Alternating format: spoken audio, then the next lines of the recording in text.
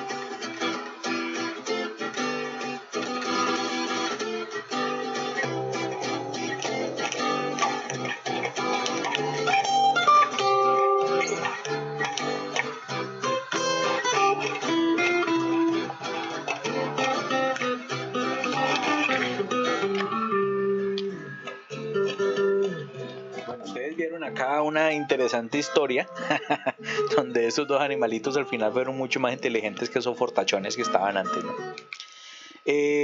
Un conflicto surge de muchas formas, ¿no? Y eso fue un conflicto que tuvo una resolución adecuada. Nosotros tenemos que entender que cuando nosotros vivimos en comunidad, ¿cierto? Nosotros ya empezamos a ser unos seres sociales. ¿Por qué? Porque nosotros, si no nos agrupamos, somos totalmente desvalidos. Nosotros, al ser animales sociales, necesitamos unirnos con otros humanos para poder vivir de una manera adecuada. Por eso decimos que el primer núcleo que tiene el ser humano es la familia, ¿no? O sea, su familia cercana y luego su familia extendida, y ahí mismo están los amigos, bueno, etcétera. Estos lazos que nos unen y crearlos de alguna u otra forma pueden ser complicados, porque ustedes se han dado cuenta, sobre todo en estas épocas de pandemia, que han habido situaciones difíciles que ustedes pueden de una u otra forma subsanar de acuerdo con las necesidades que ustedes están teniendo. Entonces, pues miremos que estas relaciones pueden ser conflictivas, pueden ser complicadas, pero estas diferencias son subsanables, ¿no? Entendamos de que los conflictos son inevitables, empezando por esto. Yo acá les coloco una foto de unos muchachos de una guardia indígena de parte X de Colombia, donde no están dejando que las fuerzas militares ingresen a hacer control en sus territorios, ¿no? Porque pues obviamente ellos no tienen jurisdicción ahí. Bueno, es simplemente una situación. Estos conflictos son inherentes en las relaciones humanas, como yo les decía antes, son cosas que no se pueden evitar y que eh, determinen un continuo ajuste en las realidades. Entonces puede ser una realidad interna y externa, una realidad individual y grupal, que de una u otra forma nos ayudan a entender mejor cómo es las dinámicas que nosotros podemos tener con los demás.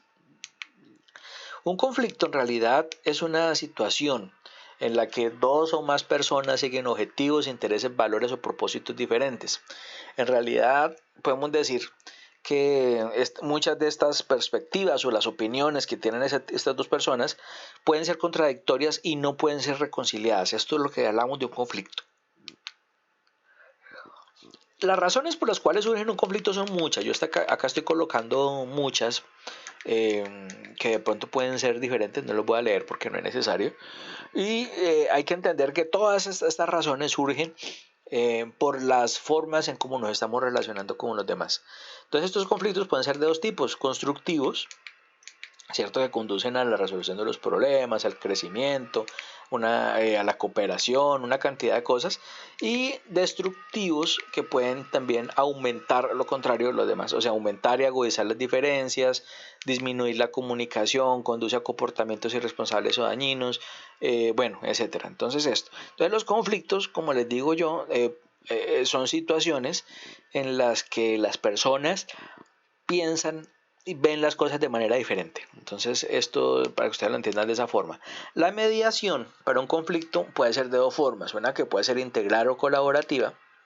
Esta mediación integral o colaborativa tiene mucho que ver con una metodología que se llama ganar-ganar, o sea que ambas partes ganan, ¿cierto?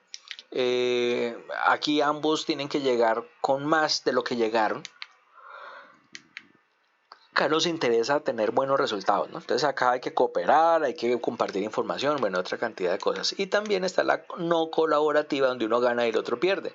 Entonces acá pretendemos de que el interés de una persona se opone al interés de otras, y acá debe llegar uno con más de lo que llegó, pero el otro también recibir menos, ¿cierto? Entonces aquí la estrategia de esto es manipular, presionar, esconder información, etcétera, ¿cierto? Ay, perdón, qué pena, discúlpeme que me salí. Bueno, para entender esto de una forma chévere, les voy a pedir un favor. Ustedes, acá les voy a explicar dos dinámicas que ustedes por favor socialicen con la gente con la que viven. Entonces, las soluciones, yo les voy a pedir a ustedes el favor que más adelante, no necesariamente tiene que ser mañana, tomen fotos o videos para ver cómo respondieron esto. Entonces, la primera, les voy a explicar cómo es que se hace. Ustedes cogen a dos voluntarios, cojan unas cuerdas y las atan de manera que quede, hay una cuerda de 1 metro cada cuerda, ¿cierto? 1,5 metros puede ser, incluso no tan larga. Y las amarran de tal forma que las muñecas de ambos queden como si fueran esposados. Pero entonces las dos personas tienen que quedar entrelazadas como si fueran como una cadena, ¿no? Entonces, ustedes tienen que mirar sin desatar los nudos, sin soltar los nudos, cómo se pueden o sea, quedar separados los dos compañeros. Tienen que quedar las manos también amarradas siempre. Entonces no se pueden zafar las cuerdas de las muñecas, siempre deben estar atados los dos brazos. O sea, al igual las dos personas van a quedar atadas, pero van a quedar separadas. No sé si me logran entender. Bueno, entonces luego más tarde les explico cómo es la cuestión, pero entonces desde en 15 minuticos la solución es muy fácil. Sí, yo quiero que pensemos un poquito en esto, ¿vale? Entonces una tareita, inclusive la podemos hacer mañana también. El desafío de la soga es otro, donde cada uno de se cogen no necesariamente 10 personas, no, pueden ser menos. Yo cuando lo hacía en clase lo hacía con 10 personas, pero pues yo creo que aquí va a ser como complicado. Consíganse, mire, no, con 4 personas que lo hagan es suficiente. Entonces ustedes lo hacen sentándose en el piso, cada quien con sus pies encontrados, ¿cierto? Como fueron como una estrella, ¿cierto? Y van a coger todos una cuerda en las cuales van a hacer que esté amarrada como en círculo, y esa cuerda pues van a usarla para cogerla, para agarrarse. Entonces ustedes tienen que, cada quien se agarra con las dos manos de la cuerda que están atadas en los dos extremos formando un círculo, obviamente, y la idea es que queden repartidos pues equitativamente. Ustedes pueden alargar o cortar la cuerda dependiendo de cuánta gente sea. Deben sentarse todos, como les dije, con los pies encontrados, o sea, como formando como los pies tienen que estar en el centro y el resto del cuerpo tiene que estar afuera. Y entonces la idea es que todos se paren al mismo tiempo sin soltar la soga de la forma más uniforme. O sea, las dos manos tienen que estar siempre en la cuerda, ¿cierto? Entonces ustedes tienen que hacerlo de la manera más uniforme posible. Entonces van a darse cuenta que ese también es un poquito más fácil que el anterior, pero les va a costar trabajo. Y ahí es donde vamos a ver una cosa que quiero que más adelante hablemos, que va a ser la cooperación. ¿Qué tan importante es esto en la resolución de los conflictos? Ustedes ya lo saben, pero las personas con las que van ustedes a trabajar no lo saben. Ahí la clave es la cooperación. Entonces, para resolver cualquier conflicto en forma razonable y racional se necesitan varias cosas, entre ellas negociación, coordinación en equipo, ubicar líderes, capacidad de escucha, capacidad de autocrítica, autoaprendizaje, bueno, etcétera. Entonces aquí en estas situaciones ustedes se van a dar cuenta que hay una persona que va a tomar el liderazgo. Ay, hagamos esto, no, hagamos esto, lo otro, ay, hagamos de tal forma. Entonces, si las otras personas le copian, estoy seguro que van a lograr hacer eso y que también pueda escuchar las recomendaciones de los demás, ¿cierto? Entonces, eso es una cosa importante en estos equipos. También van a tratar de entender también la capacidad de escucha de los demás, ¿cierto? O de la otra persona que está jugando, ¿cierto? Capacidad autocrítica, yo hice mal esto, hagámoslo como usted lo dice que está mejor, bueno, etcétera. Entonces, por ese lado. Ay, qué pena con ustedes de nuevo. Bueno, entonces les estaba comentando. Entonces, por favor, tengan en cuenta mucho esto. Y es divertido el jueguito. Háganle que se van a divertir. Bueno, entonces cuando nosotros hablamos de los enfoques del conflicto, siempre vamos a tener dos enfoques principales, uno de crecimiento y otro de decadencia. Yo creo que cuando nosotros hablamos de conflictos en esta parte de crecimiento, es como la alternativa más viable, la mejor, la que podemos nosotros empezar como a mejorar. La otra es la menos deseable, pero también es viable, también es posible, ¿cierto? Entonces, aquí es donde nosotros empezamos a mirar de qué manera podemos nosotros detectar un conflicto. Ya le hemos hablado de que los conflictos son parte de nuestra vida diaria, pero debemos aprender a resolverlos, a solucionarlos. Y aquí es donde nosotros podemos hablar acerca de que los conflictos, para aprender a reconocerlos, podemos tener diferentes claves. Entonces, una de esas claves es ser visionario, ¿cierto? Entonces aquí es donde, por ejemplo, yo les hago el ejemplo, ¿no? Que cuando uno de pronto va a una fiesta, lo digo porque a ustedes les gustan mucho las fiestas. Entonces van a una fiesta y ustedes ven la muchacha que les gustó. Entonces uno dice, uy, ¿quién será esa muchacha tan guapa? Uy, está como chévere la china, ¿cierto? Entonces ustedes ya comienzan a preguntar, comienzan a ser visionario, ¿no? Entonces al hacerse esas preguntas ya están mirando de qué forma la pueden involucrar a ella de alguna forma, ¿no? Entonces esta es la primera parte, ser visionario. Entonces la segunda parte es proporcionar retroalimentación. Entonces acá están en la fiesta, entonces hay que, tienen que mirar donde consigue información acerca de la chica, ¿no? Entonces comienza a proporcionar, a mirar, preguntarle, oiga, ¿esta vieja quién es? O sea, ¿dónde salió? Comienza a preguntar e incluso la saca a bailar, entonces comienza Cuando la estaba bailando le pregunta, ¿estudias o trabajas? ¿Dónde, qué haces? Tal cosa. Eres amiga de la dueña de la fiesta, bueno, etcétera. Entonces ahí comienza como a hacer ese cuento. Al obtener retroalimentación, uno le pregunta a los demás, ¿cierto? Uno tiene que mirar de qué forma este conflicto puede ser beneficioso o no para usted. Entonces, a que usted le pregunta a los amigos, oiga, ¿esta vieja qué tal? ¿Usted la conoce de algún lado? ¿Es como muérgana o es buena gente o qué? Entonces ya comienzan como a mirar, ¿cierto? Porque pues uno tiene también que hacerse como una idea de lo que ellas necesitan y quieren también. Y entonces ahí es donde le pregunta a la chica, le dice, oiga, China, usted me interesó, ¿por qué no nos tomamos un cafecito o vamos al cine o alguna otra cosa? Entonces ya se comienza a mirar esto. Ahí se está revisando el nivel de rendimiento. Uno ya sabe a estas alturas si le copiaron o no, ¿cierto? Entonces a uno ya empieza a tomar decisiones. Entonces, esto es como una relación. O sea, yo le quiero dar este ejemplo tonto, pero pues me parece asertivo y concreto, porque es que en los conflictos nosotros debemos primero ser visionarios, tenemos que visualizar cómo nos veríamos involucrándonos en ese conflicto, ¿cierto? Porque los conflictos tenemos que involucrarnos de una forma u otra. ¿Cómo vamos a proporcionar cómo vamos a buscar esa retroalimentación? Si hablamos con la otra persona, ¿de qué forma? Entonces, ¿cómo retroalimentamos esta cuestión? ¿Cómo la obtenemos esta información también? Y cómo revisamos de que nos está yendo bien en la resolución de este conflicto, ¿cierto? Hay varias cosas que hacen que nosotros bloqueemos los conflictos. Entonces yo acá les coloco varios puntos, como el ego, la vanidad, bueno, esta cantidad de cosas que están acá en esta diapositiva. También hay que tener en cuenta que a veces las posturas que tienen algunos pueden sesgar la visión. Mire lo que pasa en el dibujo, ¿cierto? Entonces aquí también puede ser esto. No siempre tenemos que darle gusto a todo el mundo, porque a veces, sobre todo en las democracias, sucede eso, que se le da gusto a la mayoría, pero no a la minoría, ¿cierto? Entonces por eso las democracias son imperfectas, ¿cierto?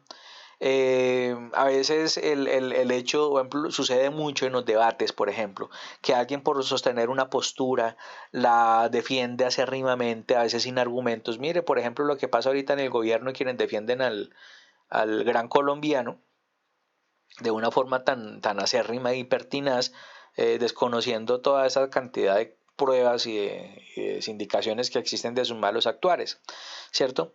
Entonces eso puede ser también, o una muy alta autoestima, bueno, una cantidad de cosas. Yo creo que ustedes ya pueden hablar un poquito acerca de eso entre ustedes. Entonces eso es una cuestión que puede ser importante también. Cuando nosotros hablamos de los errores para manejar un conflicto, simplemente quiero que ustedes empiecen a hablar acerca de las diferentes cosas que hacemos para evitar un conflicto o para manejar un conflicto. Por ejemplo, muchas veces es malo ser demasiado directo o reservado. O sea, cuando uno a veces es muy franco, puede crear inclusive alguna desazón o algún tipo de conflicto un poquito mayor en algunas personas que pueden ser delicadas. Cuando se buscan al culpable y se asignan culpas. O sea, usted dice, por culpa suya tal cosa, ¿cierto? Entonces, no, así no es. Cuando se ataca a la persona, así ve, usted hizo las cosas mal y tal cosa cuando el proceso era que estaba mal ejecutado, ¿cierto? El sarcasmo a veces las personas no son lo suficientemente inteligentes para aceptar que el sarcasmo es una forma de crítica, ¿cierto? Cuando se victimiza a las personas, cuando se dicen, ay, no, sí, por su culpa yo estoy mal, que mire, por culpa de tal cosa. Entonces aquí es donde estamos victimizándonos. Cuando se estalla sin pensar, recuerde que nuestra cabeza es como una olla a presión. Si nosotros consideramos esto así, si le echamos y le echamos y le echamos y le echamos cosa y no liberamos esa presión, vamos a estallar de una forma que podamos hacerle daño a personas que nos quieren. Eso es muy importante.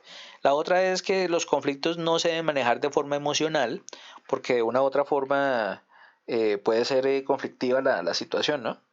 Entonces acá no debemos manejar esto porque pues obviamente las emociones no siempre son buenas consejeras. Entonces, y obviamente cuando nosotros luchamos por imponer un criterio, un punto de vista, lo que yo les decía ahorita en el caso de los debates, ¿cierto? Cuando postulamos un argumento y lo defendemos acérrimamente sin entender los argumentos de los demás, ¿cierto? Entonces eso sucede. Las causas de los conflictos son muy variadas, ¿sí? Las causas de los conflictos tienen que ver con diferencias individuales y comportamientos. Obviamente eso tiene que ver mucho con las necesidades que tienen las comunidades para relacionarse entre tal, cuando a veces los recursos son limitados para lograr unas metas. Por ejemplo, miremos las situaciones ahorita del agro colombiano, ¿cierto? Cuando se diferencian roles y métodos de trabajo, no es lo mismo hablar con un campesino tradicional a uno de Revolución Verde. Bueno, Revolución Verde ya no son campesinos, ¿cierto? Ese tipo de manejos que se dan a la tierra son muy diferentes. O cuando a veces es muy difícil llegar a transmitir un mensaje, cuando por ejemplo tenemos una persona que está arraigada en un sistema productivo y le intentamos enseñar de qué forma puede manejar mejor su tierra. Ustedes como ingenieros agrónomos, pues obviamente aquí tienen como la cuestión. Hay varias tácticas y estrategias para manejar conflictos. La primera que de ellas, va a hablar de varias, es la evitación, que se trata de asumir un conflicto reprimiendo estas cosas emocionales que tienen de alguna forma, que pueden llegar a evitarse, simplemente reprimiéndose. Entonces esto también no es bueno porque puede dejar algunas dejes de insatisfacción. La dilación es cuando se enfrían esas situaciones, ¿cierto? Entonces acá es donde la típica frase, volviendo al cuento del ejemplo de la pareja, es cuando uno dice, ay, démonos un tiempo. Entonces acá hablamos de que la postergación de ese conflicto es deseable. Entonces queremos que el conflicto persista porque pues algunos beneficios puede tener también. Entonces miren, por ejemplo, el conflicto de las guerrillas y el narcotráfico. Para el narcotráfico le conviene que las guerrillas existan porque de una u otra forma ellos también traquetean, ¿no? Entonces pues obviamente están sacando un producto que otra gente necesita que es conflictivo, y pues se le está proveyendo a los viciosos pues su dosis, su droga. Bueno, la confrontación. Este tiene ya dos partes, ¿cierto? Ya hablamos de dilación, ya hablamos de evitación, ahora hablemos de confrontación. La confrontación ya implica el enfrentamiento entre estas dos personas, que esas pueden ser de dos tipos, o por competencia o por compromiso. Ya en la competencia, uno de los dos gana, ¿cierto? Entonces eso donde uno llega con más de lo que ganó, con de lo que llegó, y el otro sale con menos de lo que llegó, ¿cierto? Entonces uno gana, el otro pierde. En el compromiso, ahí hay una solución parcial que soluciona algunas cosas, pero ambas partes pierden algo. Sí, por ejemplo, es una solución aceptable en muchas cosas cuando se permite, cuando se quiere hacer como una resolución de un conflicto que tenga varios matices. Entonces se negocia, se hace un compromiso y dice, bueno, usted cede en esto, usted también cede en esto, para que los dos estén contentos, ¿cierto? Entonces también es también aquí. Pero la estrategia, una de las estrategias más viables es la negociación, donde de una u otra forma debemos buscar de que ambos jugadores o ambas partes del conflicto salgan con más de lo que ganaron. Entonces acá ambas partes ganan y es lo que nosotros queremos lograr. Es una de las estrategias más positivas y de pronto que genera más confianza en la resolución del conflicto, ¿cierto? Entonces, como les decía, hay varios estilos del manejo de los conflictos. Estamos hablando del evitativo, del complaciente, estamos hablando del estilo impositivo, estamos hablando también del estilo negociador, donde cada uno de esos estilos tiene como su forma de manejarse, ¿cierto? Entonces volvamos otra vez, hablando del estilo evasivo, donde tratamos de evitar, ignorar de alguna forma el conflicto en lugar de resolverlo, ¿cierto? El estilo complaciente, nosotros básicamente cedemos, dice, ay no, qué pereza, usted haga lo que necesite y ya, ¿cierto?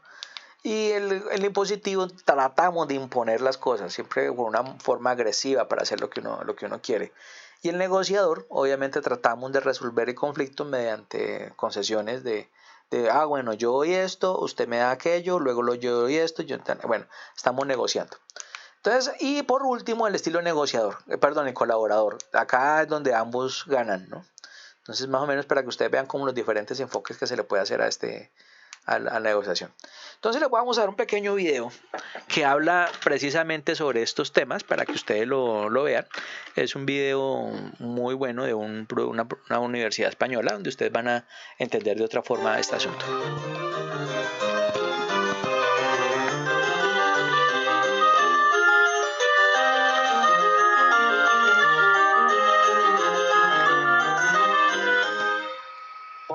este vídeo vamos a hablar sobre diferentes estilos de negociación que te pueden venir bien para resolver conflictos. En otros vídeos ya hemos hablado sobre qué era la resolución de conflictos, diferentes modelos para abordarla. Ahora vamos a seguir trabajando en este concepto a través de una serie de situaciones que pueden ser conflictivas. Te pedimos que entiendas la palabra conflicto en un sentido amplio. Un conflicto no tiene por qué ser solo una discusión airada con un compañero, o la negociación no tiene por qué ser aquí una charla muy formal entre dos altos ejecutivos para negociar el último contrato que van a llevar a cabo. No, situaciones conflictivas se dan en nuestro día a día. Por ejemplo, en un entorno académico, profesional, la distribución del trabajo con tus compañeros no da eso lugar, no da pie a conflictos, o el cumplimiento de plazos. Eso da lugar, es fuente de conflictos. Además, siendo profesor, si eres profesor, los asuntos organizativos de tu asignatura pueden causar un conflicto tanto a tus estudiantes como a otros compañeros del departamento, o el cómo evalúas y calificas a tus alumnos, aquí puede haber otro conflicto. Y ya en un contexto más general, más personal, pues la elección de un producto, de un servicio. Si vas a comprar una casa, un coche de segunda mano, pues elegir eso pues puede dar lugar a una discusión, a un conflicto que resolver, en el que aunar diferentes puntos de vista. También la elección de un plan de ocio, saber dónde vamos de vacaciones, si subimos al norte para Asturias, bajamos al sur para Huelva. Elegir un plan de ocio también puede dar lugar a conflictos. Y así infinidad de situaciones. Te pedimos que asumas los conflictos como en un sentido amplio, como algo que está en nuestro día a día, es natural, incluso puede ser favorable, positivo. Y teniendo esto claro, vamos a ejemplificar un conflicto que seguro que todos alguna vez hemos pasado. Estamos en la puerta de un cine y ahora ya sabéis, hoy día con estos multicines, pues claro, hay 8 o 9 salas, ponen muchas películas y vais 5 amigos. Ponerse de acuerdo para ver qué película vais a entrar, pues eso puede dar lugar a un conflicto. ¿Sí? Imagínate que van a ir 5 amigos, ¿vale? Te pido que tengas estos 5 amigos en mente porque ahora te vamos a explicar una serie de estilos de resolución de conflictos que vamos a ejemplificar a través de esa situación del cine, ¿vale? Estos estilos de resolución de conflictos propuestos por Thomas Kilmann nos hablan de que tenemos 5 estilos predominantes para encarar una situación a resolver, un conflicto. Estos 5 estilos se caracterizan por 2 variables, el grado de cooperación y el grado de asertividad. Cooperación, si estoy colaborando con la otra persona y estoy mirando por ella, y asertividad, si estoy siendo directo en mis ideas, mis planteamientos, mis necesidades. Puedes ver en pantalla esos 5 estilos, el competitivo, el colaborador, el flexible, el evasivo, el complaciente, que vamos a estudiar cada uno de ellos ahora en detalle. Por ejemplo, el estilo competitivo. Este estilo es muy asertivo, es muy directo, dice claramente lo que quiere, pero es poco cooperativo. No tiene muy en cuenta las necesidades de los demás. En este estilo la persona busca satisfacer sus propios deseos, sus intereses, incluso a costa de los de las otras personas. Y bueno, este mensaje dicho así, entre eso y la foto del tiburón, pues puede sonar un poco mal. Pero este estilo tampoco es que sea negativo utilizarlo. Pues a veces si te piden algo y tú no puedes, te piden un favor y no puedes hacerlo por el motivo que sea, pues tendrás que decir claramente que no puedes y decirle a la persona que se busque otra alternativa. Tiene una gran utilidad el estilo competitivo, que es poder marcar límites y decir, de mí puedes esperar hasta aquí, más no. Este estilo competitivo pues, funciona bien para situaciones límites también. Quiero ahora que pienses en esa película, esos 5 amigos que están eligiendo. ¿Cómo se comportaría? Piénsalo, ¿cómo crees que se comportaría uno de ellos que usase un estilo competitivo? Pues este probablemente es el que diría, chavales, vamos a ver esta película y punto, y no hay más que hablar. Y está ya con la taquillera ahí para comprar las entradas. O incluso que ya ha comprado las entradas, la suya y la de todos. El estilo competitivo es aquel que trata de que la persona cubra al máximo sus intereses y los de los demás, bueno, pues si se puede bien y si no, pues bien también, ¿vale? Ese estilo competitivo, no obstante, aunque te decimos que puede estar bien utilizarlo en algunas situaciones, pues piensa en el ejemplo que te hemos puesto. Si vas al cine con unos amigos y hay uno que compra las entradas de todos o que se obceca mucho en una opción, pues enerva a los demás. Lo ideal es, en un entorno de trabajo en equipo, pues ser más colaborador, o sea, un estilo más colaborador, que además de ser asertivo, directo, claro, es también muy cooperativo, miras por los demás. Este estilo se caracteriza porque la persona, además de querer satisfacer sus intereses, quiere también, o sea, su objetivo es también satisfacer las necesidades de los demás, los intereses de los demás. Y esto viene muy bien para buscar soluciones creativas y conjuntas. Pues, por ejemplo, vas a cambiar las cortinas del salón y tú tienes una idea sobre ello y tu pareja, unos amigos con los que vives, tienen otra idea.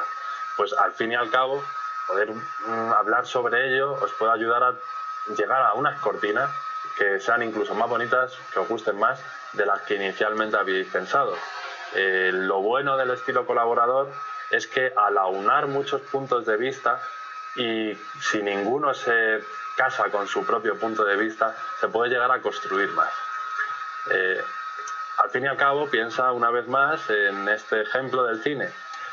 De estos 5 amigos, ¿qué haría el que es más colaborador? Pues lo que haría sobre todo es preguntar, oye, ¿y a ti qué tipo de películas te apetecen?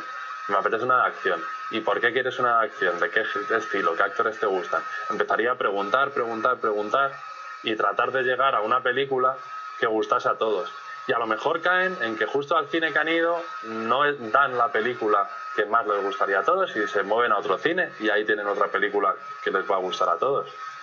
El estilo colaborador se caracteriza por buscar tu bienestar y además, al mismo nivel que tu bienestar, buscar también el bienestar de los demás. Ese es el estilo colaborador.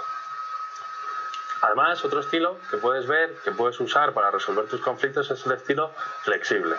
Este es asertivo, aunque no del todo, y es cooperativo, aunque no del todo. Es un punto intermedio, ¿vale? La persona aquí lo que busca ya no es encontrar una solución incluso mejor que las que inicialmente se han propuesto. Busca encontrar una solución que sea aceptable, mínimamente aceptable para todos. Venga, vale, tú quieres ver una romántica, tú quieres ver una de acción. ¿Qué tal si vemos esta, que hay un drama romántico y tiene un poquito de acción para todos, aunque no es el gran dramón o no es la gran película de acción? Al fin y al cabo, usando el estilo flexible, estos 5 amigos lo que harían sería llegar a una película que, bueno, a lo mejor no le entusiasma a ninguno, pero a todos les vale. Esto es muy útil cuando quieres alcanzar un acuerdo temporal sobre algo muy complejo y cuando los acuerdos se hacen entre gente de poder similar, vamos, entre amigos, entre compañeros. Si hay una relación jerárquica, si el profesor con sus alumnos o un jefe con sus empleados, pues ya puedes utilizar un modelo más impositivo. Aunque no es muy recomendable utilizar modelos impositivos y creemos que usar el estilo flexible en el que todo el mundo cede un poco puede ser útil. Que esos 5 amigos al irse al cine, pues bueno, lo importante es que estén juntos y que pasen todos juntos un buen rato, más allá de la película concreta que vayan a ver. Ese sería el estilo flexible. Luego está el estilo evasivo, el de la tortuguilla, que este es muy poco asertivo y además muy poco cooperativo, porque no dices lo que quieres y tampoco te preocupas por lo que quieran los demás.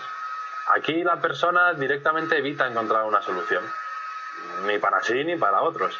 Y hombre, utilidad. Puede ser útil cuando quieres posponer la resolución de un conflicto, cuando necesitas tener más información o directamente cuando te da igual.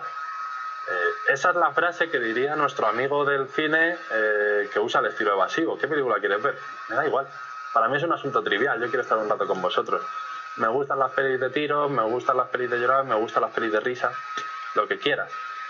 La frase típica de una persona que está utilizando el estilo evasivo es el me da igual. Me da igual. Bueno, no te mojas. Es verdad que te puede dar un poco igual. O a lo mejor simplemente ves que hay una gran discusión en el grupo, que se ponen a discutir dos y tú dices, mira, a mí me da igual, para evitar el conflicto en sí, para posponerlo. Oye, no merece la pena. Eso sería el estilo evasivo, que lo puedes utilizar también para resolver diferentes conflictos de tu día a día. Y ya por último está el estilo complaciente. Este estilo es poco asertivo porque la persona minimiza sus necesidades, su situación y no expresa lo que necesita, y es muy cooperativo. Básicamente es tan cooperativo y tan poco asertivo que la persona, el objetivo que tiene es satisfacer no sus deseos, sino los de otros. E incluso en este caso, a costa de los suyos. Fijaros que es el cruzado del estilo competitivo. Esto, bueno, utilidad, pues al fin y al cabo mostrar una generosidad, Incluso la literatura dice que crear deudas morales puede venir bien, este tipo de estilo. Aunque bueno, en general yo creo que se utiliza cuando uno quiere cuidar las relaciones a futuro. Cuando vas al cine y este amigo dice, pues la frase ya no es me da igual, la frase es lo que tú quieras. Van al cine, van a elegir una película, van 3 personas. Oye, pues nos metemos a ver esta acción, vale, lo que tú quieras, ¿sabes? A mí tampoco me importa demasiado y quiero que pasemos un buen rato. Y además te la guardas y dices, bueno, a lo mejor la próxima vez que vayamos al cine elijo yo, ¿vale? Esto sería lo de crear deudas morales que puedes ver en pantalla. Con esto lo que te hemos querido contar han sido 5 estilos de resolución de conflictos que te pueden venir bien para resolver situaciones conflictivas que, como has visto en tu día a día, pueden ser tanto ir con tus amigos al cine, elegir un destino de vacaciones, los plazos de prácticas, los trabajos en grupo con tus compañeros, las relaciones con tus estudiantes, la organización de la asignatura, infinidad de situaciones. Estamos viviendo conflictos día a día. El interés de usar diferentes estilos de resolución de conflictos te puede ayudar a estar, por un lado, mejor contigo y a cuidar las relaciones con los demás. Todo ello siendo lo más inteligente posible, lo más constructivo posible, estando lo más satisfecho posible. Esperemos que te hayas quedado con una idea clara de estos estilos y te animamos a que pienses en qué estilo estás utilizando tú más habitualmente y cuál menos y por qué. Te animamos a que entrenes además cada uno de esos estilos y que te sean muy útiles en tu día a día. Muchas gracias por ver este vídeo. Bueno, me parece que estos videos son muy interesantes porque de una u otra forma nos muestran una visión un poquito más asertiva del conflicto, ¿no? Entonces, bien chévere, bien chévere. Bueno, cuando nosotros vamos a administrar un conflicto, tenemos que seguir unos pasos, ¿cierto? Entonces, lo primero que ustedes tienen que hacer, ustedes voy a colocarlas todas para que vayamos hablando de una vez, es primero decidir si vale la pena asumir ese conflicto. O sea, vale la pena desgastarse moralmente para asumir un conflicto de este tipo. Pues ustedes mismos lo van a decir más adelante, ¿no? Hay que siempre pretender tratar de asumir esos conflictos de manera no defensiva. Acá es donde nosotros tenemos que entender que cuando nosotros hacemos las cosas de manera defensiva podemos herir susceptibilidades, podemos atacar a otros, podemos hacer, bueno, en cuanto a la forma como digamos las cosas, ¿no? Hay que definir el problema, hay que escuchar. Mire, esa es una cosa que nos falta muchos todavía, aprender a escuchar. Nosotros oímos, pero no escuchamos. ¿Cierto? Hay que pretender también generar soluciones viables, hay que pretender también que esas soluciones sean aplicables, ¿cierto? Y que esa solución se pueda aceptar por cada una de las partes del conflicto como tal. Entonces eso también es importante para tenerlo en cuenta. Hay que ver cómo se va a planificar esa implantación de esa solución del conflicto y cómo se evalúa la forma en cómo nosotros estemos haciendo esa administración del conflicto. Entonces, aquí hay algunas recomendaciones, ¿no? Siempre hay que buscar la solución ganar, ganar, ponerse en lugar de la otra persona. Hay que asumir nuestras partes del conflicto. Hay que hablar de lo que se siente en ese conflicto. Hay que establecer metas en común, hay que persistir en buscar soluciones satisfactorias para todos, buscar retroalimentación y darla, ¿cierto? Y sintetizar los acuerdos. Cuando uno habla de sintetizar acuerdos, básicamente nos estamos entendiendo desde el momento en el que nosotros decimos, bueno, me comprometo a hacer esto, esto, esto y esto, y usted también comprométase a hacer esto y lo otro, ¿cierto? Eso ya es sintetizar un acuerdo. Entonces eso es importante. Bueno, ahora sí hablemos de la teoría de los juegos. A mí me gusta mucho este juego Risk, el que está ahí en la diapositiva. Es un juego que, si ustedes se dan cuenta, los que no han jugado, es un juego de dados, donde cada uno pues tiene como un imperio, un país, no sé, bueno, etcétera. Ustedes lo definen después como quieran. Entonces sus tropas tienen que avanzar de acuerdo con una estrategia, ¿cierto? Entonces aquí es bien importante definir esto. Entonces, la teoría de los juegos generalmente se define como un análisis matemático de situaciones en las cuales pueden aparecer un conflicto como tal. Y en esos conflictos obviamente es como una simulación de un... O sea, los juegos son como una simulación de un conflicto, para que me entiendan, ¿sí? Aquí se pretende que por ese análisis matemático podamos encontrar las opciones más óptimas para que en algunas circunstancias podamos lograr un resultado esperado como tal. Aquí se habla mucho de una matriz, ¿cierto? Esa matriz formal muchas veces vamos a darnos cuenta de que no siempre es aplicable, pero la idea es que por medio de los juegos podamos lograr meternos bien en este cuento. Entonces, aquí es una forma en la cual la teoría de los juegos nos ayuda a hablar de que por un simple hecho, o sea, una situación humana como tal, la idealicemos y pongamos en diferentes momentos cómo se puede resolver eso. Entonces tenemos los jugadores, tenemos las reglas, tenemos las consecuencias y los pagos. Entonces nosotros tenemos que entender que en un juego siempre van a haber los jugadores, que pueden ser dos, pueden ser más de uno, ¿cierto? Las reglas, que son como las condiciones en las cuales cada uno de los jugadores van a jugar, ¿cierto? Las consecuencias, puede perder, puede ganar, puede asociarse, puede, bueno, etcétera. Y los pagos es de pronto la apuesta que se haga. Entonces eso también es importante que ustedes la tengan en cuenta acá. ¿Sí? Acá, para que ustedes lo entiendan, voy a hacerles un resumen chiquito, porque resulta que la teoría de los juegos ya se viene estudiando desde el siglo XVIII inclusive. Y cuando ustedes busquen en otros textos acerca de la teoría de los juegos van a encontrar mucho el nombre de John Nash. John Nash era una persona que él se ganó un premio Nobel por la aplicación de la teoría de los juegos en diferentes circunstancias. Inclusive él escribió su teoría y él se descuidó de esa vaina, ¿no? Porque ustedes, ahorita les cuento la historia de Nash. Ustedes se acuerdan, Nash era una persona que él sufría de esquizofrenia, ¿no? Entonces él tenía como su rayecito y él mantenía medicado. Entonces él al final supo manejar su enfermedad.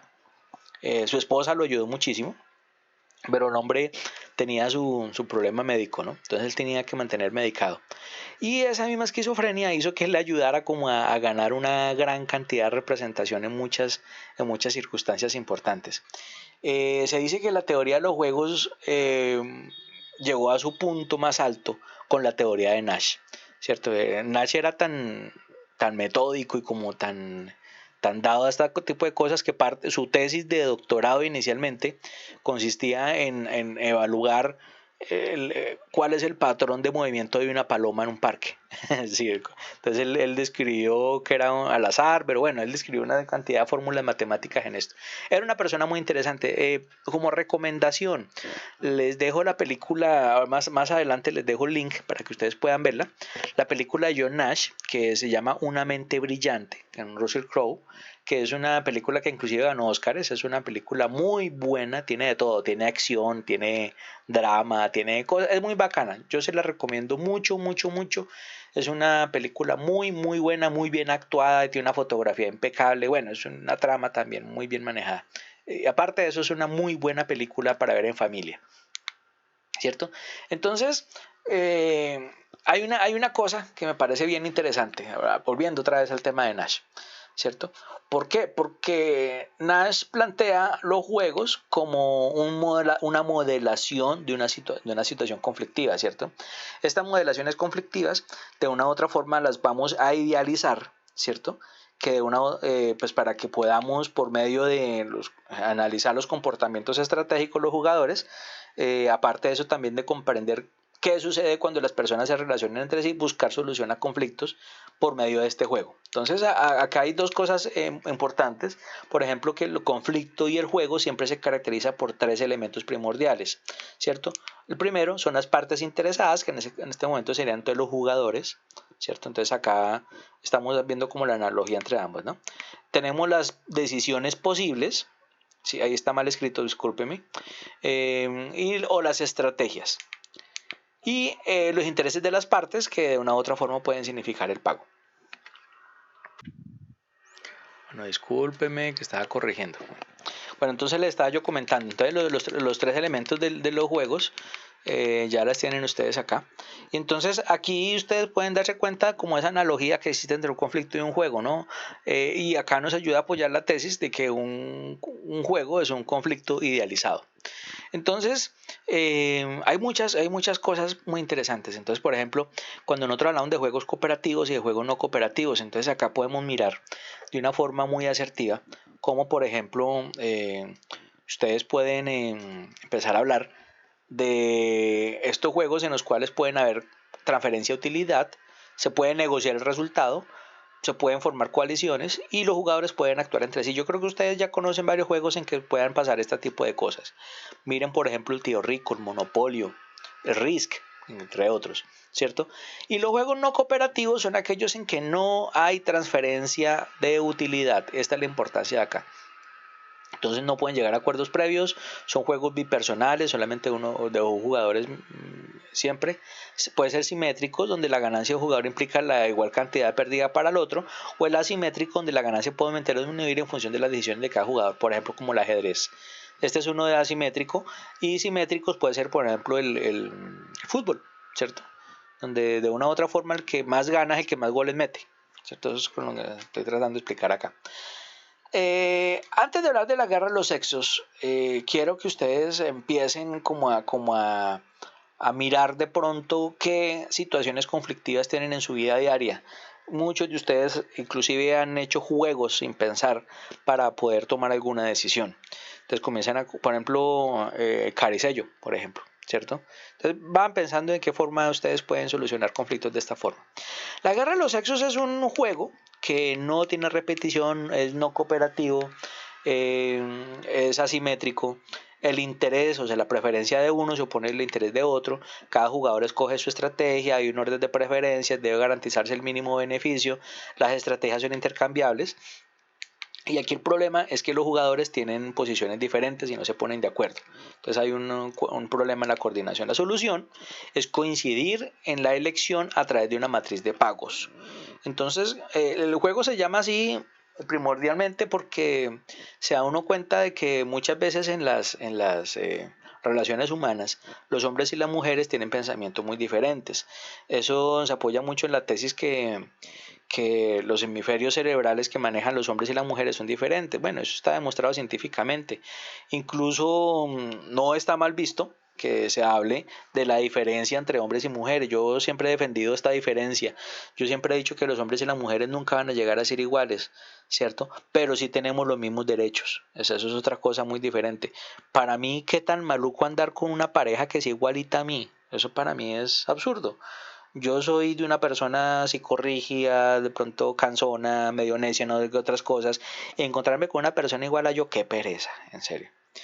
Lo que quiero decir acá es que las mujeres tienen una estructura cerebral diferente a la del hombre, que es de pronto, mire, yo repito mucho algo que de verdad me sucede. Yo no puedo hacer dos cosas al tiempo, como caminar y mascar chicle porque me muerdo la lengua o me tropiezo y me caigo, ¿cierto? Yo veo que las mujeres pueden usar sus dos hemisferios de una manera más versátil. Por eso las mujeres son más dadas al arte, a la espiritualidad, a una cantidad de cosas, uniendo esos dos trabajos hemisferiales, ¿no? En cambio, el hombre es más práctico, es más mecánico, es más, bueno.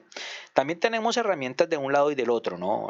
No estoy diciendo que sea una característica exclusiva de un sexo o del otro, pero sí podemos decir de que hay una predisposición un poquito más fuerte en el hombre, en el macho, por ejemplo, estamos por la presencia de la testosterona, hace que actúen de una manera un poquito más animalizada. En cambio la hembra, la mujer, bueno, me perdona que me refiera en esos términos, soy veterinario, ¿no?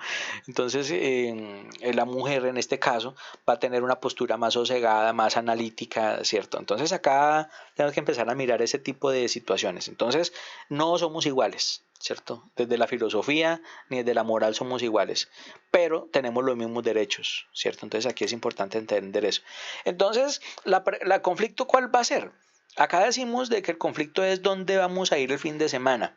Resulta que ella vio por un cartel que llega Daddy Yankee, ¿cierto? Que llega Daddy Yankee, van a hacer un concierto aquí en el Tereque, es un no, qué conciertazo, y esa mujer está, no, yo quiero ir al perreo a ver a Daddy Yankee, pero preciso ese día llega a jugar el Bayern de Múnich contra la remolacha mecánica que es el Deportes Tolima, imagínense el Bayern de Múnich con el Deportes Tolima, imagínense partidazo, no, pues claro, entonces como es el mismo día y coincide en el mismo tiempo, dice, bueno, ¿dónde vamos a ir este fin de semana? Entonces podemos ir a alguna de las dos partes porque es el mismo día. O no alcanza sino para ir en un solo sitio.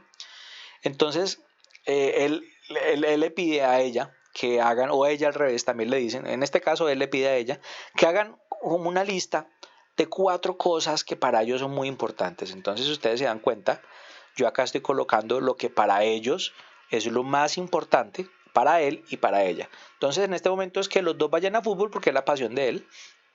Y él no quiere ir solo a ver semejante espectáculo. Y ella dirá, no, pues ya fanática de Yankee reggaetonera a morir, entonces quiere que el marido vaya con ella. ¿Cierto? Entonces acá también estamos tomando esta otra opción. Entonces esta es la opción más importante, la que más importante es. La otra opción, la que le sigue en importancia, o sea, la segunda como tal, estamos hablando de que los dos vayan a discoteca para él. Él dice, si yo no puedo ir con mi novia al partido, pues por lo menos la acompaño allá para que estemos los dos bien. Y ella va a decir lo mismo, ay, si mi amorcito lindo no puede ir conmigo a la discoteca, pues vamos a ver el fútbol con el muchacho, a ver con quién se encuentra también, ¿cierto? Es que las viejas son una cagada, entonces ahí vamos. La tercera opción para ambos, en este caso del hombre, es que él vaya a fútbol y ella vaya a discoteca. Mija, yo confío en usted, vaya reggaetonie, pásela bueno con sus amigas y sus amigos, no vaya a llegar tarde, usted me dice a qué hora la recojo y qué tal cosa, pero pórtese bien. Y lo mismo le dice ella al señor, le dice, bueno, mijo, vaya con sus amigotes a dar su fútbol, pues chévere, me gusta que usted también disfrute su momento, yo voy a estar pendiente para cuando usted salga del partido, también para encontrarnos más tarde y compartir un ratico en la casa, ¿cierto? Esa es una opción. Y la última opción, la que menos tiene importancia, o sea, la que no queremos que se dé nunca, es que ella vaya a fútbol, o sea, ella vaya a fútbol y él vaya a discoteca, ¿cierto? Ambos piensan exactamente lo mismo. Entonces yo creo que ustedes me entendieron esta cuestión. Aquí la idea es que cada uno opte por hacer una lista de las 4 situaciones más importantes para cada uno, ¿cierto? Y luego la metemos en una matriz de pagos. Entonces, la estrategia es que él vaya a fútbol y ella vaya a discoteca. Esa es como la estrategia. Entonces, ¿qué pasó acá? Si ustedes se dan cuenta, en la matriz, en la lista anterior, nosotros pasamos a la matriz. Entonces, fíjense, por ejemplo, que acá viene que los dos vayan a fútbol. Mire, entonces acá, 1, 2. Esta es la más importante para él, esta, y esta es la segunda más importante para ella, ¿cierto? Entonces aquí vamos a hacer, mire, entonces aquí, si los dos van a fútbol, entonces tenemos esta opción. Una para él, 2 para ella, ¿cierto? Entonces aquí vamos jugando, ¿cierto? Si la otra opción, pero miro otra. A diferencia de la discoteca, ¿cierto? Entonces que los dos vayan a discoteca. Entonces la primera opción para ella, ¿cierto? Y la segunda opción para él. Entonces básicamente quedarían empatados, ¿cierto? Entonces aquí ellos quieren, pues bueno, aquí ganaría el hombre porque esta es la opción más importante para él, pero aquí ganaría ella. Entonces aquí hay una equidad, ¿cierto? Entonces aquí vamos a ver cuál de esas es como más interesante. Esta obviamente la descartamos porque es la menos deseable por ellos, ¿sí? Es la que menos se saca. Entonces por descarte quedaría esta opción. Entonces miren qué pasa con esta opción. Entonces es la 3-3, que él vaya a fútbol y ella vaya a discoteca, ¿cierto? Esta es la opción que ellos tomaron como viable, como para que ustedes empiecen como a mirar, ¿cierto? Entonces esa es la opción. Entonces ahí ya tenemos un ganador. En este caso, pues ninguno ganó ni perdió, ¿no? Pues él se fue para fútbol y ella se fue para discoteca. Así de sencillo. Entonces, ¿qué sucede acá? Pues el hombre al ver que quiere ir con su mujercita a otro lado le dijo, venga mija, no se caspa, hagamos un negocio nuevo, volvamos a jugar. Entonces, ¿él qué hace? Dice, bueno, déjeme, yo cambio las prioridades acá, porque yo quiero que usted también vaya conmigo, entonces cambia, mire lo que sucede acá, cambia la estrategia. Entonces, espérentico, pasa esta razón para acá y esta la pasa para acá, ¿cierto? Entonces ahí van a ver ustedes que mire lo que pasa. Entonces sale tararán, la sube y ya. ¿Sí pilló lo que pasó? Entonces aquí es donde hay cambio la matriz. Cambió básicamente la matriz y entonces él dice, bueno, que pues vamos a hacer qué pasa acá. Y entonces mire cómo queda la matriz. Entonces, esta no cambió para nada porque esta no la modificamos, solamente cambió las dos de la mitad, entonces cambió esta, ¿cierto? Y cambió esta. Si ustedes se dan cuenta, revisemos anteriormente, mire que cambiaron, ¿sí ve? Entonces, obviamente, al haber ese cambio, al haber ese cambalache que hizo ahí, entonces cambiaron esas dos opciones. Y obviamente, acá en la matriz, el que termina ganando es que ambos vayan a fútbol. Porque es la más grande, o sea, esta es la más importante para él y esta es la segunda más importante para ella. Esta se descarta obviamente porque pues no aplica, o sea, esta es la peor, la menos deseable. Esta tiene esta misma escala, pero resulta que 1 es más que 2 y 3 es más que 2, o sea, se pilla, entonces acá tienen como la relación, o sea, esto también se descarta. Y esta pues también por la inequidad que puede haber, acá está jugando 1 sobre, acá hay 1 y acá hay 2 y acá hay 3, pero entonces resulta que el 2 le gana al 3, entonces acá ¿quién ganó? Ganó el señor, ¿cierto? Entonces aquí, mire, yo con este juego he ganado varias idas a cine con personas con las que yo he salido. Ahí tienen un jueguito para que ustedes se diviertan con sus novias, ¿cierto? Entonces, mire, es un juego muy sano y es un juego que toca echarle cabeza. Entonces, bueno, eso empezando por ese lado. Entonces, espero que haya quedado claro este juego. Luego hablemos del dilema del prisionero. El dilema del prisionero también es un juego que se usa hoy en día todavía. Es un juego que se ha estudiado muchas variables, muchas vertientes. Inclusive en esa película de Batman donde sale esta imagen del Guasón, hacen una analogía del dilema del prisionero, que al final el Guasón, como es tan inteligente, la coge en el aire y no se deja meter en esto, ¿cierto? Entonces, ¿qué sucede acá? Hay dos personas, ¿cierto? Entonces vamos a empezar como a desglosar esto un poquito porque pues esto puede ser acá. Dos personas son sospechosos de cometer un crimen, entonces juntos, ¿cierto? Son detenidos y situados en celdas separadas. Esto es importante, que queden separados, que ellos no tengan esta comunicación entre ellos. Cada sospechoso puede confesar o permanecer silencioso y cada uno conoce las posibles consecuencias que son. Primero, si un sospechoso confiesa y su cómplice no, el que confiesa cambia la evidencia y queda libre y el otro va a la cárcel por 20 años. O sea, si yo le digo al juez, venga, señor juez o investigador o detective, mire, resulta que es que lo que nos robamos está en tal parte, las armas están en tal lado, mire que tal cosa, tal cosa, entonces mi compañero fue que me incitó y tal cosa, entonces me sacan libre a mí y la otra persona se va para la cárcel por 20 años, porque pues quedaron todos los delitos manifiestos, ¿no? La otra opción es que si ambos sospechosos confiesan, los dos van a la cárcel por 5 años, ¿cierto? Pero si ambos permanecen silenciosos, ambos van a la cárcel por un delito menor. Por ejemplo, como por decir, ejemplo de llevar armas ocultas. Entonces acá el juego se basa en este asunto. ¿Hay honor entre ladrones? Entonces miremos a ver cómo evoluciona esta matriz de pagos. Entonces, ustedes se dan cuenta, si ambos confiesan, tienen 5 años cada uno. Si el uno se queda callado, ¿cierto? Entonces, pero el otro confiesa, el que se queda callado tiene 20 años y el otro sale libre, ¿cierto? Igual acá. Entonces acá tenemos en cuenta que el que no confiesa, el que se queda callado, tiene 20 años de cárcel porque el otro lo acusó, bueno, etcétera. Entonces hay pruebas, bueno, tal cosa. Pero si ninguno dice nada, cada uno tiene un año, ¿cierto? Aquí es donde uno se pone a analizar. Mire, esta técnica se usa mucho, todavía la usan las fuerzas del Estado. Alguna vez yo les contaba a unos estudiantes también que sucedió una situación en la cual yo trabajaba en un almacén agropecuario y pasó que uno de los vendedores estaba haciendo trampa. Entonces yo me pillé cómo era el asunto.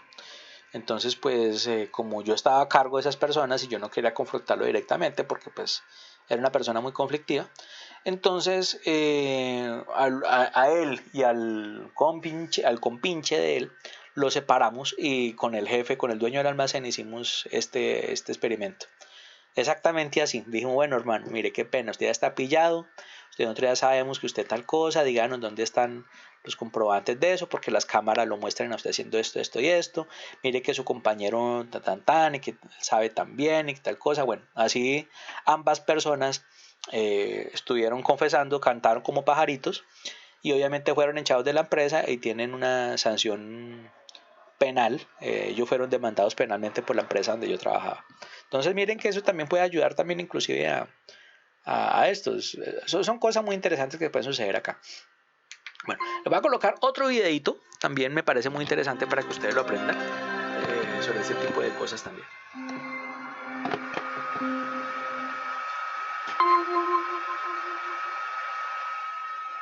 En función de la estructura de los pagos se pueden diferenciar distintos tipos de juegos bipersonales. El más conocido es el llamado dilema del prisionero. Podríamos resumir la historia que da nombre al juego de la manera siguiente. La policía sabe que dos individuos han cometido un crimen, aunque no puede probarlo, pero sí que tiene pruebas para incriminarlos por un delito menor. Ante la alarma social levantada, los policías se ven obligados a tener un culpable rápidamente, por lo que ponen a ambos sospechosos en celdas separadas y les hacen la siguiente propuesta. Si delatas al otro como autor del crimen, te perdonamos tu delito menor. El dilema al que ambos delincuentes se encuentran es el siguiente. Lo ideal sería que no nos declarásemos ninguno, pues de esta forma solo tendrían pruebas para condenarnos por el delito menor. Pero si no delato al otro y él me delata, voy directo al calabozo como único autor del crimen. Por otro lado, si él no me delata y yo sí que le delato a él, salgo libre ahora mismo. El problema es que haga lo que haga el otro, cada uno está mejor si delata al otro. Pero si ambos lo hacen, se encuentran en la peor de las situaciones posibles. Ambos serán condenados por el crimen. Consideremos el juego siguiente, que es un dilema del prisionero entre dos jugadores. Se trata de un dilema del prisionero, pues los pagos están ordenados de la manera siguiente. T mayor que R, mayor que C y mayor que P. Las letras utilizadas nos sirven para describir los pagos en los distintos escenarios, de forma que T es el pago de la tentación, que supone no cooperar si el otro sí que lo hace. R es la recompensa que obtienen por haber tenido ambos jugadores un comportamiento cooperativo. C es el pago del castigo, por el hecho de que la estrategia seguida por ambos jugadores es la no cooperativa. Y finalmente P es el pago del pardillo, aquel que coopera y es traicionado por el otro jugador, que no coopera.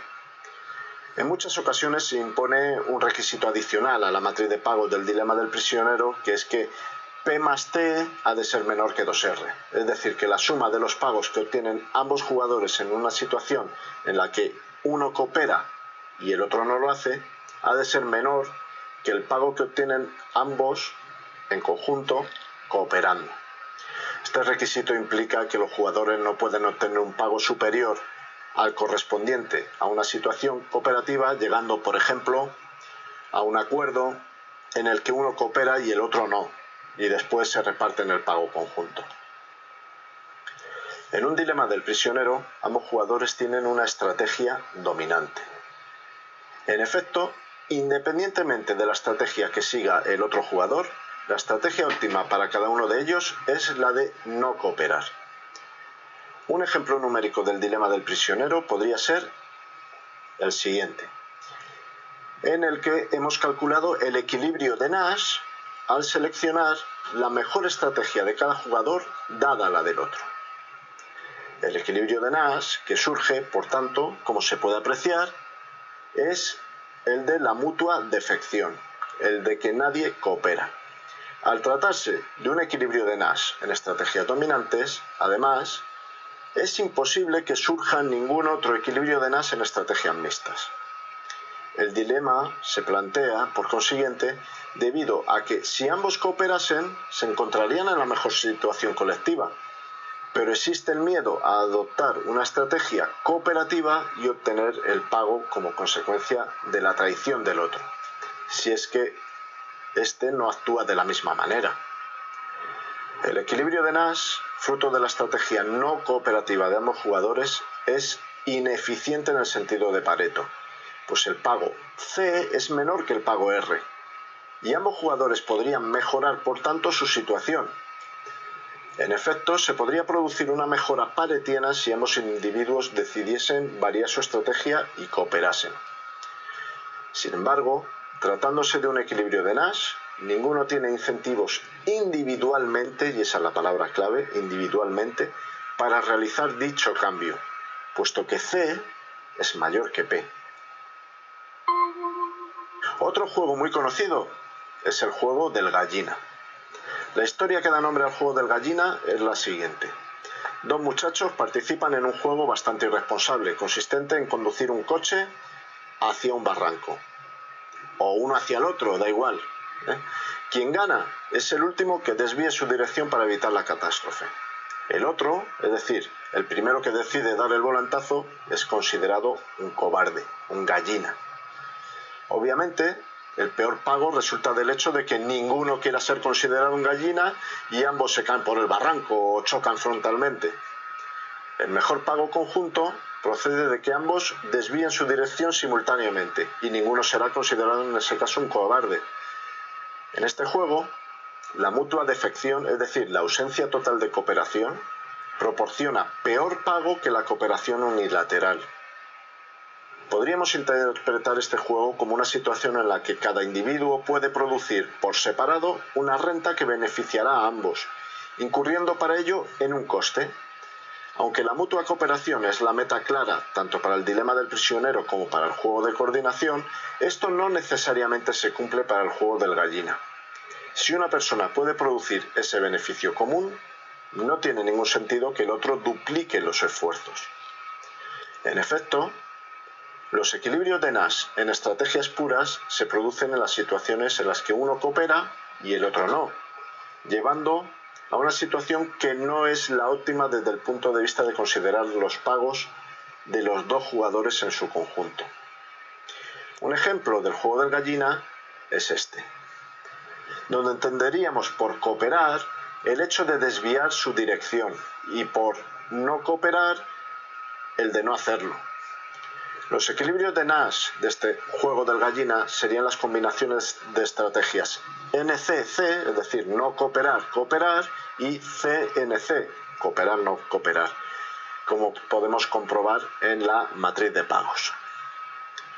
Además, existiría un equilibrio de Nash adicional en estrategias mixtas, que no vamos a calcular aquí por no resultar de especial interés, en el que ambos individuos repartirían su decisión entre cooperar y no cooperar conforme a una determinada probabilidad que viene dada por los pagos.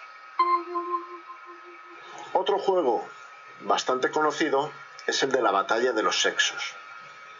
En este juego se supone que los dos miembros de una pareja tienen gustos diferentes acerca de dónde ir a pasar las vacaciones, a la playa o a la montaña, o respecto a ir a disfrutar de una u otra forma de ocio, fútbol y cine, por ejemplo. Aunque cada uno de ellos prefiera que se lleve a cabo su actividad favorita, reciben mayor utilidad si están juntos, están ciegamente enamorados, aun cuando no sea conforme a su destino preferido, que si están separados. Nadie dice, claro está, que los supuestos tengan que ser realistas, se trata solo de un juego. Un ejemplo de la batalla de los sexos es el de esta figura. Aquí no podríamos decir estrictamente que ambos jugadores tienen una estrategia cooperativa y otra que no lo es. La cooperación provendría realmente de que eligieran ambos la misma estrategia. Los equilibrios de Nash serían AA y BB, como podemos comprobar en la matriz de pagos. Además, existiría un equilibrio de Nash adicional en estrategias mixtas, cuyo cálculo dejamos en manos del oyente. Este tipo de juegos no es estrictamente competitivo, donde lo que es bueno para uno es malo para el otro. Solo es parcialmente competitivo y ambos individuos estarían mejor coordinando sus estrategias que si no lo hicieran. Otro juego diferente es el de pares o nones. En este juego ambos jugadores han de mostrar simultáneamente un número cualquiera de dedos.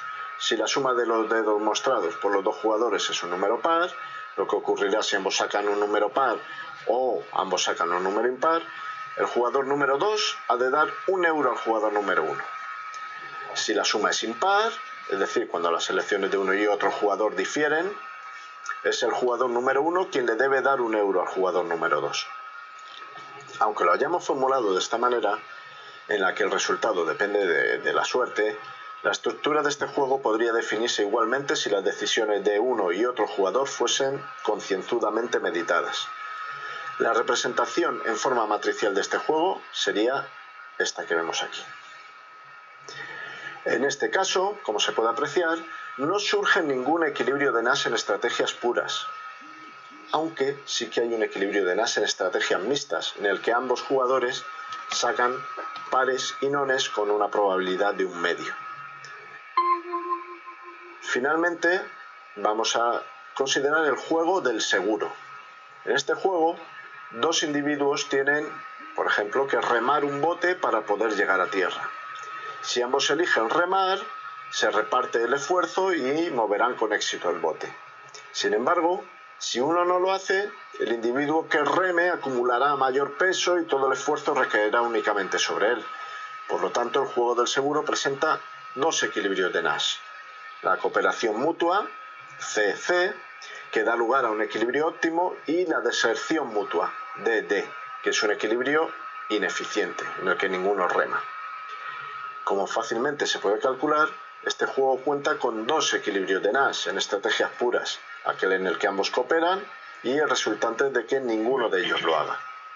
En estrategias mixtas, además, surgiría otro equilibrio de Nash. Bueno, este videito yo creo que explicó de una manera mucho más suficiente el asunto de la teoría de los juegos, ¿no? Entonces me gustó por eso.